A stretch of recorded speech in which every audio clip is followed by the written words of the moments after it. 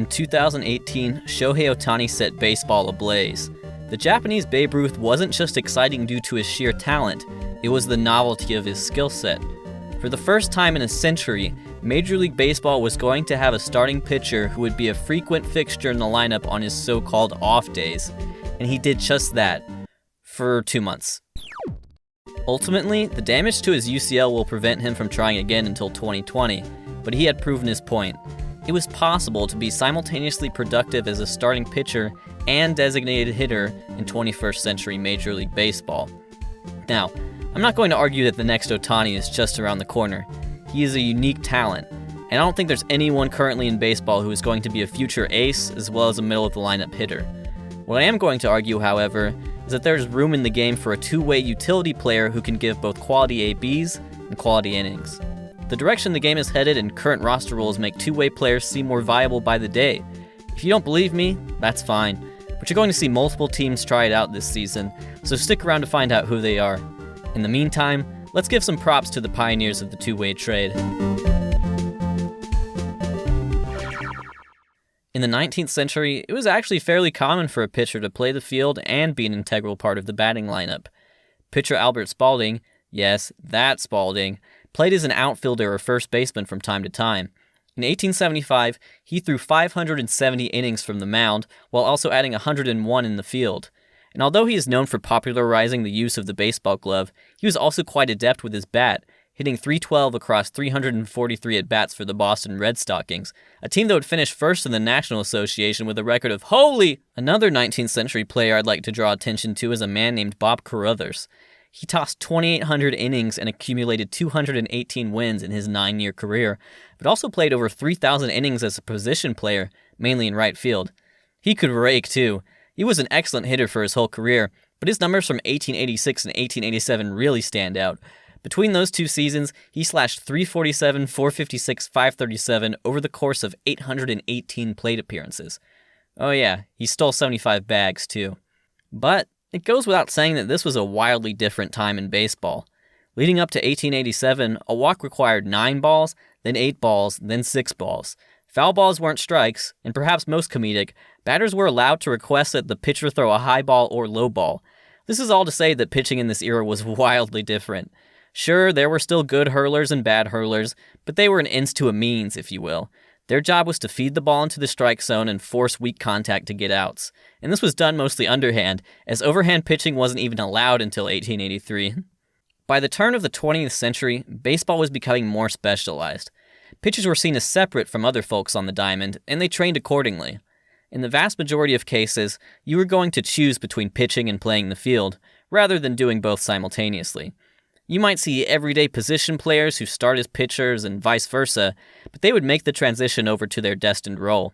For instance, George Sisler, the man who held the single-season hit record for over 8 decades, tossed 70 innings in his rookie year, but that pitching on a regular basis ceased after that. Enter George Herman Ruth. Because of his power hitting and pitching ability, it's clear why Shohei Ohtani would be referred to by some as the Japanese Babe Ruth. But Ruth was only a true two-way player for a couple years. By 1918, the starting rotation had developed, so a pitcher like Ruth didn't play every game. The 1918 Red Sox had 5 pitchers who started at least 16 games. Ruth was among these, cruising along with a .222 ERA over 166 innings. It was also his first season with regular playing time in the outfield, where he hit 11 home runs. None of his teammates hit more than 1. 1919 was the first year that he eclipsed 500 plate appearances, and he rewarded the Red Sox with 29 home runs, a new record for Major League Baseball. His pitching was an afterthought, but he still mustered a 9-5 record over 15 starts.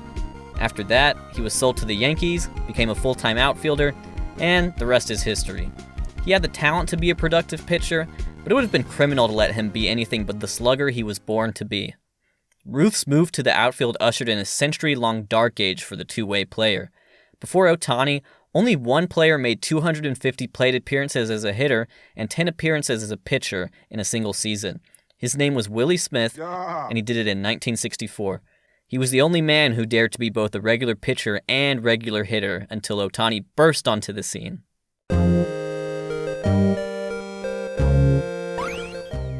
Shohei Ohtani is special.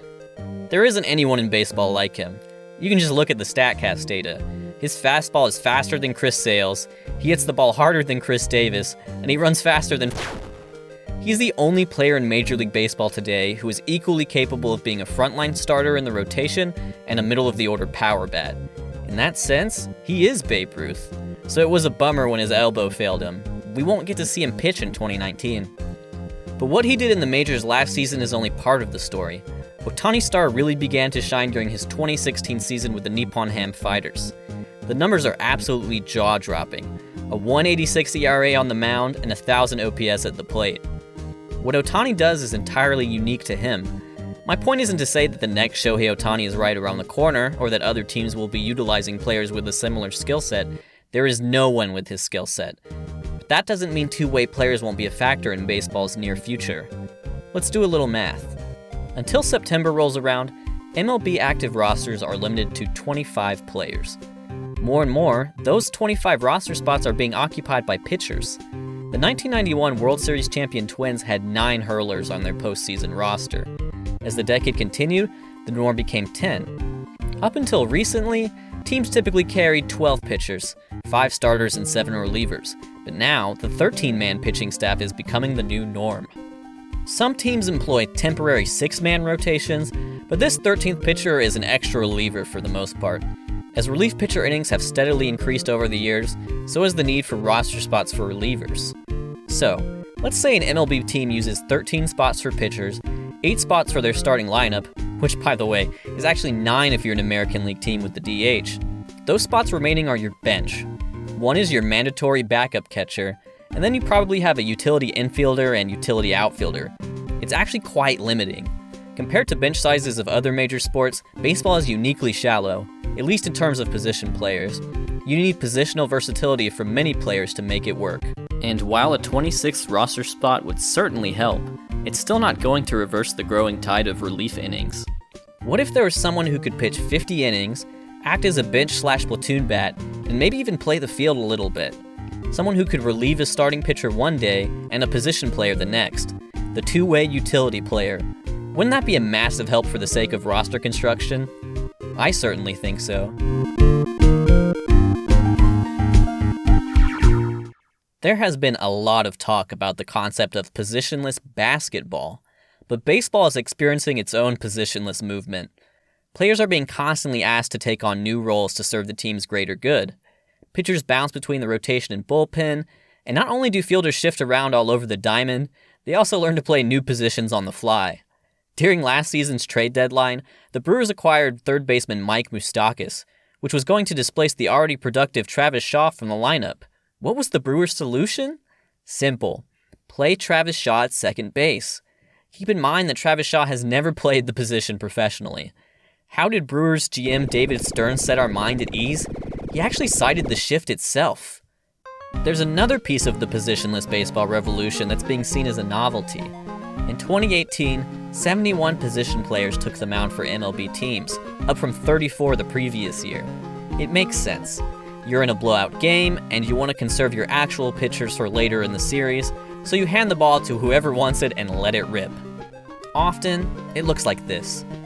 Lackadaisically delivered pitches in the 70s and 80s just begging for contact. Nobody's taking it too seriously. Wait a second, that pitch was 91. Who threw that? On a nondescript August day, White Sox infielder Matt Davidson started off Giancarlo Stanton with this well-located fastball. Do you want to know how he finished him off? With a big league curveball. 1-2. Swing and a miss, strike 3. Davidson guns down Stanton to away. Yeah, Giancarlo. I couldn't believe it either. In truth, Davidson had pitched in high school, but when you see it in action, you're almost surprised that his pitching ability hadn't been utilized sooner. He tossed 3 scoreless innings in total last year. Elsewhere, he split his time between first base, third base, and DH, and he hit 20 home runs. So when he was non-tendered by the White Sox this offseason, there was interest in him as a two-way player. The Rangers picked him up and will give him a chance to do just that. And why not? He's a competent pitcher who can contribute in the infield and in the batter's box. That's what makes him one of our guys to watch. Having seen Matt Davidson pitch, it's frustrating that no one let him do it sooner. He was drafted 10 years ago, has played over 1,200 professional games throughout the minors and majors, and took the mound for just the first time last year.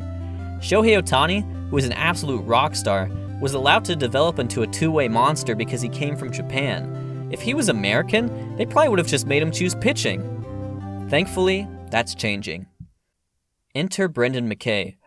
He's the number 29 prospect in all of Major League Baseball according to Pipeline, and when he went through the draft process, he dared big league clubs to let him try to develop as a two-way player.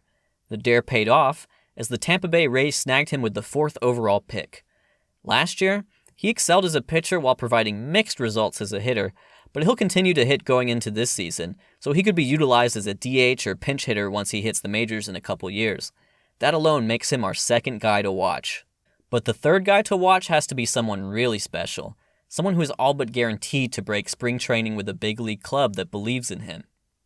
His name is Michael Lorenzen. He appeared in 45 games as a pitcher last year, starting 3 of them. In total, he tossed 81 innings with a 3.11 ERA for an anemic 2018 Reds pitching staff. He was a two-way star at Cal State Fullerton, so the Reds started using him as a pinch hitter. So he did this, and this, and this. Not only is he primed for a bigger hitting role this season, he's looking to flash the leather in an already crowded Reds outfield, which makes him the final addition to our guys to watch list. Be on the lookout for all 3 of these guys, as well as similar players in the future. It's a fascinating new development. 100 years after Babe Ruth killed off the two-way player, Shohei Ohtani brought him back to life, right when baseball needs him now more than ever. Yeah, let's give a quick shout out to Brooks Kieschnick.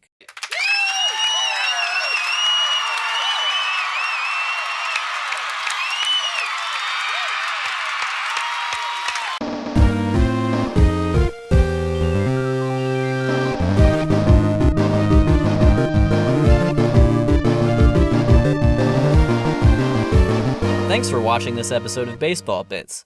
Let me know in the comments if you think we'll see more two-way players in the future. Otherwise, if you're interested in having more Foolish Baseball on your Twitter timeline, please don't hesitate to drop me a follow @FoolishBB. Take care.